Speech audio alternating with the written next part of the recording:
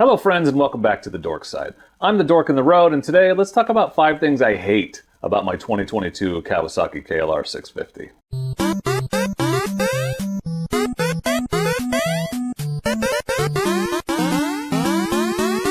I'm the Dork in the Road, and I want to be your internet riding buddy, so please consider subscribing. So I've been owning, riding, and enjoying my KLR 650, the 2022 adventure model since it came out. But like all motorcycles, it's not perfect, and so today let's talk about 5 things that I don't like, 5 things that I hate about the new 3rd gen Kawasaki KLR 650, some of which will apply to all the KLRs, and those of you that have owned them will know and understand what I'm talking about. So the first thing I hate is some of the stock features. I'm not going to make these things all into separate entries on this list, but there are a few stock features that I really don't like. The first is the foot pegs. It is the first thing you notice when you get on this motorcycle. For an off-road motorcycle that is designed to be ridden off the pavement, why are the foot pegs so awful to stand up on? The flexibility of the rubber-mounted foot pegs doesn't bother me as much. It's the rubber, the thick rubber on the stock foot pegs that I hate, because it feels like it's bending down like this, and if it gets wet at all, your feet slip right off, which is not what you want happening when you are riding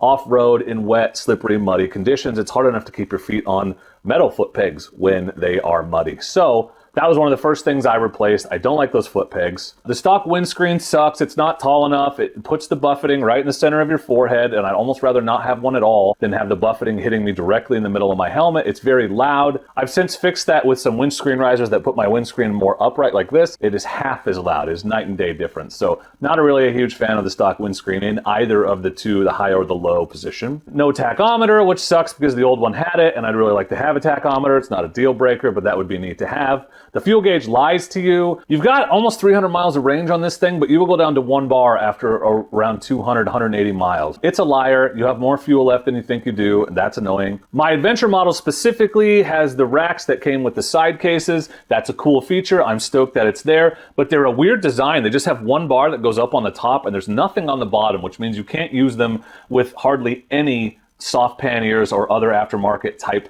panniers. You're stuck with just those cases, and they're only 20 liters. They are rigid, and it's not really what I want for off-road riding. They're great for day trips, but they're not my favorite for moto camping, so it would be nice if they had designed that rack in some way to make it a little bit more flexible and versatile instead of sticking us with the OEM design only. The side stand is so weird on this bike because it leans over so far. I like it because it makes it easier to get it down when I'm on uneven terrain, but I like to step on the foot peg and swing my leg over, and the angle is so severe that I actually get up on the high side half the time. I climb on from the other side because the bike leans over so far on the side stand. So that's the number 1 thing I hate about the bike. Just some of the stock features are less than ideal and annoying. This is all stuff that you can remedy with aftermarket parts, which I have done in most cases, but still frustrating when a bike comes with things that you have to immediately change to make it comfortable or capable. The number 2 thing I hate about my 2022 KLR 650, and this really applies to all KLRs, is the doohickey. And I hate the doohickey for 2 reasons. I hate it because there's this nagging, persistent thing in the back of my head all the time, wondering if it's going to be a problem or if it is a problem. And it's not the kind of thing you should have to worry about with a new bike. I realize it's an issue that takes a while to manifest. I'm not super concerned about doing it right now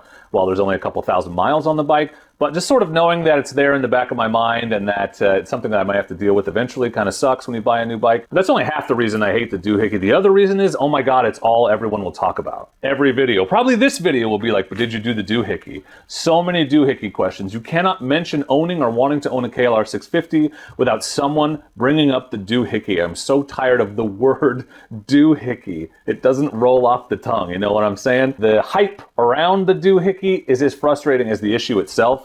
I will tell you that I talked to a 25-year veteran Kawasaki mechanic the other day at the dealership, and he told me that he doesn't think it's that big of a deal, and he's only ever seen one fail, and that was in a bike with a ton of miles that the maintenance hadn't been done properly on. I do feel like it's a little overblown, but I'm not saying it's not a concern at all. I just think there are people literally messaging me and saying, I'm afraid to ride my bike. I think it might blow up. And it's like, dude, you got time. It takes a while to wear out. Number 3 thing I hate about the KLR, this doesn't bother me as much, but I know it's going to bother some of you, and it's a common complaint about the bike, and that is the seat height and the sort of top heaviness of it. It has a 6-gallon tank, So a full tank on a very tall bike can feel pretty top heavy when you are on the trail, when you're moving slow, when you're trying to get your foot down, and that can be a concern for some people. I can't get my feet all the way down, obviously, because it's a very tall bike. I wouldn't trade that. I like the extra capability and clearance that comes with it, but it's not exactly confidence inspiring all the time on uneven terrain when you have to get your feet down when it's full of fuel. It can be a little top heavy, it can be a little top heavy feeling, so that's just something to know going in if you're thinking about getting a KLR yourself. Number 4 thing I hate about the KLR, this will be no surprise to anyone who's ever ridden one, is the vibration.